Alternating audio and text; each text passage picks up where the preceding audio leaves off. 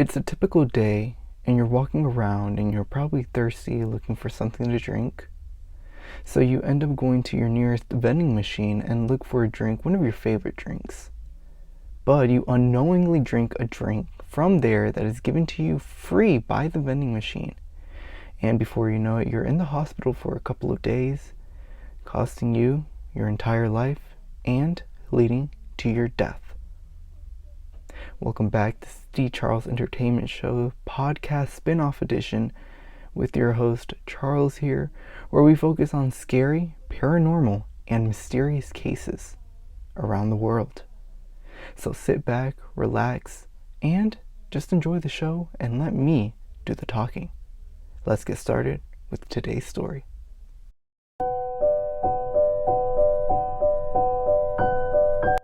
Japan. One of the world's biggest and marketable countries in the entire world. Always known for its innovative and technological stuff going around in that country. Well, without a doubt, Japan is known for having lots and lots of vending machines in every corner around its country. You can find vending machines in just about anywhere, and any objects in that vending machine can range from underwear to drinks to snacks to pretty much anything electronics. Anything that you can think of can be in Japan's vending machines. There have been stories where you go to a hotel and you go to the first floor, basement floor, and you see vending machines there that are full with just stuff. This saves a lot of labor for people, as it's not required to use an in-person to pay them, or just it's more usable for the people. It's the 1980s in Japan, and vending machines are off to a big start. However, what people don't know is that some of these vending machines have drinks that are containing a very, very serious hazard to them. Everything about the vending machine killing suggests this murderer differed from the average serial killer in notable ways. As we know, killers tend to face you when they're killing you. However, this mysterious and anonymous murderer or murderers was on a spree to kill people. Well, what did he or she do or they do? Well, they contaminated drinks, put them in these vending machines across Japan, ended up killing about 12 people and poisoning a total of 30 people that would lead to the hospital. These drinks were not ordinary drinks, as they were sea drinks at the time, and they were contaminated with lots of poison. It filtered through the kidneys, which quickly destroys the victim's ability to remove it from the system shortly after circulation begins. This specific poison can then cause the organs to shut down one by one. But the real killer is the lungs. Paraquat gravitates to oxygen saturation, so the lungs are the primary target. It causes fibrosis that slowly worsens while the victim's lungs fill with the fluid, and then they drown from the inside. Now, it's not known what type of specific poison was involved in these drinks that were being spread across Japan in these vending machines. However, what we do know is that a total of 12 people died from drinking these types of drinks that were from these vending machines. So, how did this killer or killers or the killers get these sodas or drinks in these vending machines? Well, the vending machine killer performed his acts with intelligence. He devised a simple yet highly effective method of murder that kept him from raising suspicion while attacking and breaking his way into machines across the country at the time. Remember, this is the 1980s, so technology is not as advanced. There weren't cameras around, so it's not like they could just see you. And the technological of police at the time was not as advanced as it is today. So, the killer had the perfect circumstances already at his disposal. one of the Japanese health drink companies was running a buy one get one promotion to boost sales, meaning that if you were to buy a drink from that vending machine, you were given a free drink with that purchase. And lucky customers would randomly get a second bottle of Ornament C from vending machines as a kind of marketing gimmick.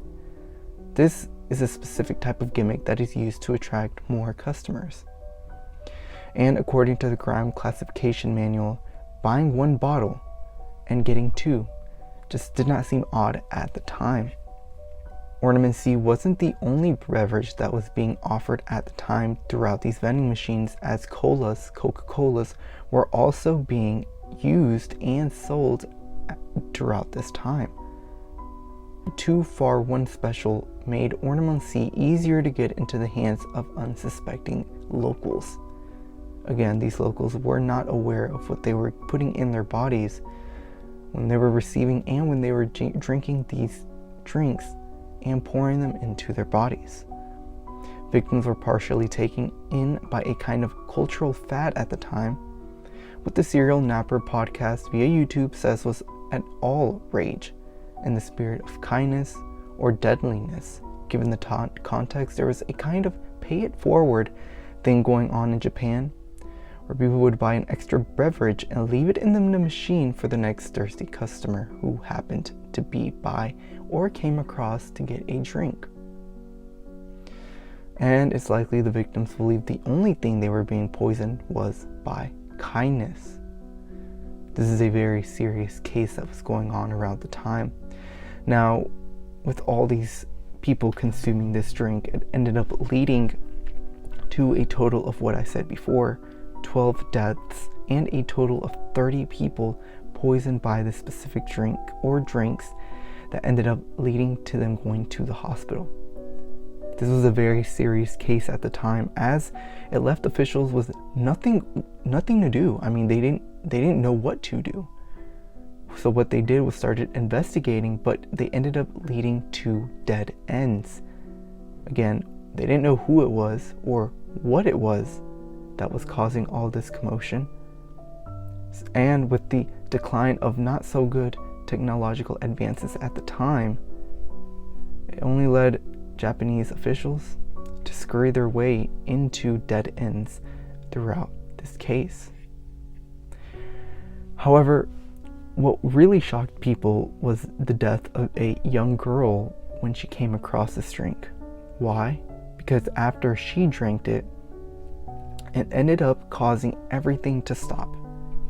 There was no more poison amongst these drinks anymore, and it looked like everything was going back to normal at the time. This raised a lot of suspicion as what were some possible theories that was behind, or why it caused these people to stop pretty much poisoning all these harmless people.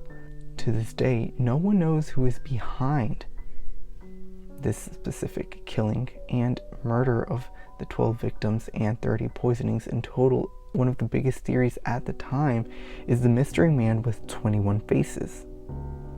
But they seem to be the only publication who uses this translation.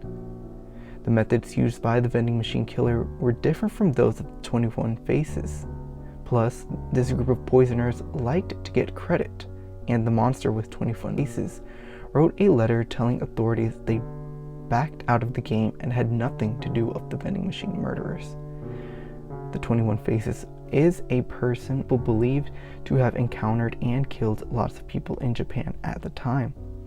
However, they stopped doing this when the whole vending machine case happened, and when it was going around, they ended up putting their foot in the door and putting their foot down to see and to communicate with officials that they were not involved in this.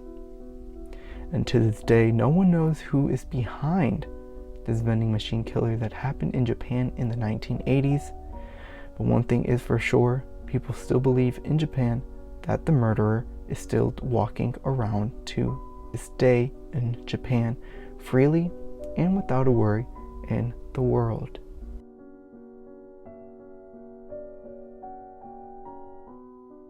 Now, if you enjoyed today's podcast, Please make sure to tune in to next week's podcast where we talk about scary, mysterious, and supernatural cases that happen around the world.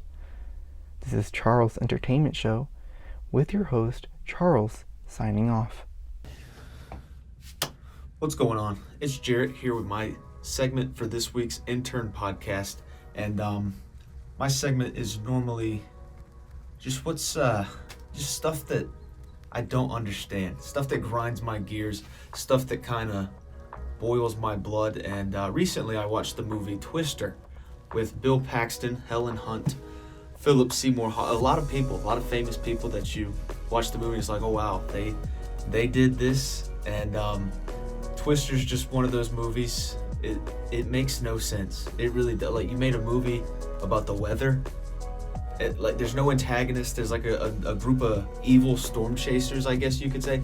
But really, they're just people trying to do their jobs.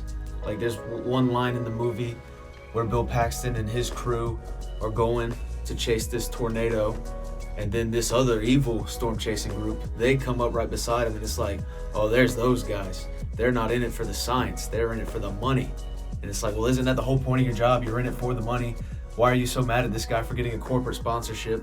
He didn't steal your idea. You worked together. You came up with the idea, and then you went your separate ways.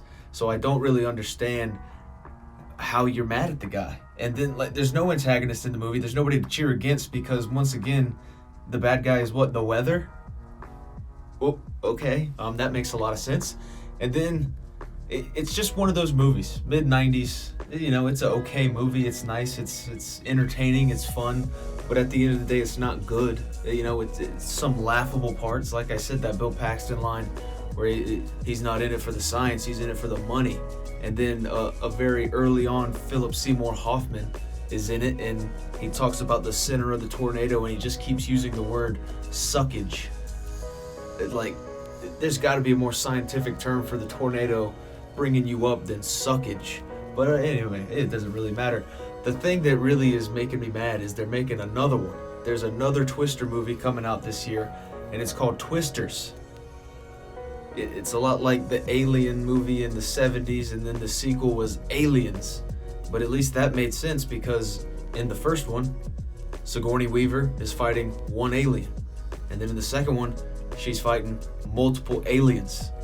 But in Twister, there's multiple tornadoes. They meet like 8 tornadoes, and it's just the same thing over and over until the very end when they're able to get their device up into the tornado so they can study it. And then that's the end of the movie. So I'm not really understanding Twisters. Is it like 16, 32, 64? Like, how many Twisters are we going to encounter in this new movie? And I just watched the trailer. I just watched it. It's the same thing. It's literally the same thing. Maybe this one has no evil storm chasers, which would be pretty nice, but it's just the same movie, but with, I wouldn't even say better technology. Instead of, you know, these brick phones that they had in 1996 for that movie, they're using cell phones. But otherwise, it's the same technology, chasing the same tornado. But I just don't get it. I don't really understand what we're doing with movies nowadays to where we just have to remake the same crap over and over. And I'm glad they're not remaking great movies from the past like Jaws or The Godfather or Goodfellas or anything like that. They're just remaking the crappy ones like The Crow, which really makes no sense. I mean, Brandon Lee died doing The Crow. I feel like we should leave that alone for him. But no, let's make another one that's just going to be hot garbage with Bill Skarsgård. Just because, what? I mean, they redid it and he was it. Like, it makes no sense what they're doing with movies nowadays. But Twister puts the icing on the cake. Nobody asked for a sequel. Nobody wanted another one. So I don't really know what we're doing here with Twisters. That's it. That's all I got. I mean, jeez. Yo, what's good with everybody? It is your boy, the greatest to ever do it, the best in the world at what he does. Oh my God, who is that? Is that a bird? Is that a plane? No, that's DJ Meech, the realest to ever do it, you know what I'm saying? And welcome to Meech's Palace. As always, I'm your host, DJ Meech, the greatest to ever do it, the best in the world at what he does.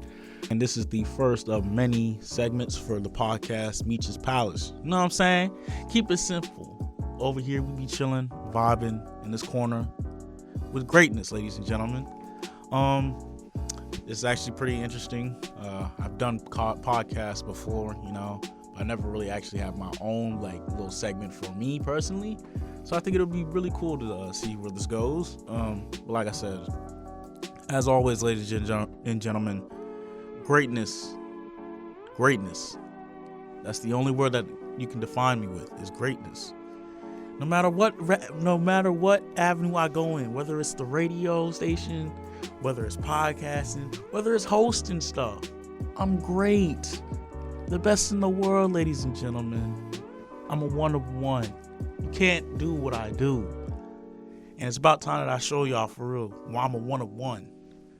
But quick little thing I want to talk about, you know what I'm saying?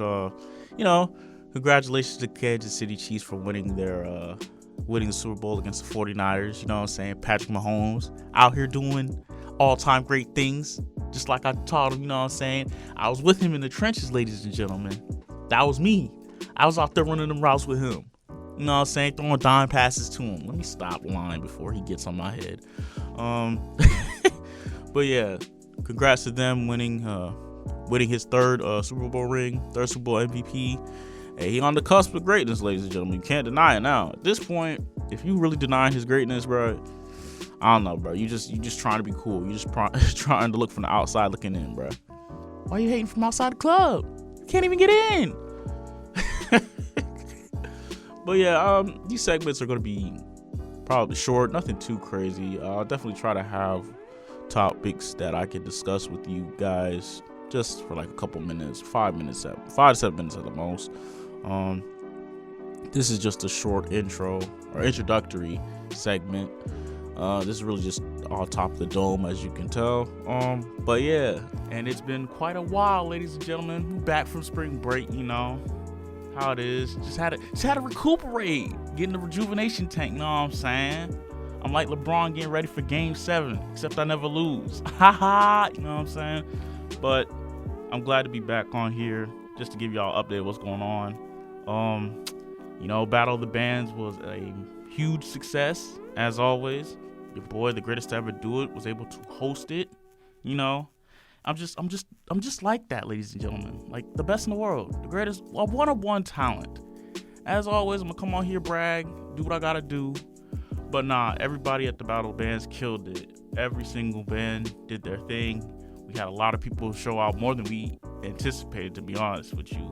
And being able to be a part of that, especially during my last semester here at ECU, man, I'm thankful and grateful for the opportunity. But yeah, really a lot has happened over the spring break, you know what I'm saying?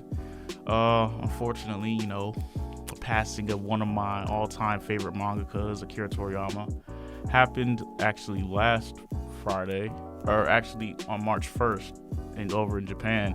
We didn't get the news until last Friday, the 8th. I was like, man, that hit me so hard. But I'm not gonna talk about it a lot on here. I'll talk about it more on my show on Friday, which is Space of the Place. You can always catch it at 3 to 4 Friday, every Friday. You know what I'm saying? The best in the world gotta always end the show last, for real. You know what I'm saying? But yeah, ultimately, everything's going great. The semester's going great. I'm still great. I mean, what more could you ask? And the home stretch, for real. We really out of here. Man, I can't wait to put on that cap and gown and just put my hand to the sky, for real, ladies and gentlemen. That's it. Like, I'm leaving a legacy behind, and I need y'all to carry it, for real. All you news on radio heads, hey, carry on my legacy. You won't do it as good as me, but hey, you can come close, for real. But yeah, that's all I wanted to say for this little podcast. As always, the best in the world, a one-on-one talent, Jackson Tyson Jordan, Game 6. You know who it is. It's your boy DJ Meech, the best in the world. And as always, what would happen if I wasn't the best in the world? I guess we'll never know. Because you tune in all the time. Peace out, ladies and gentlemen.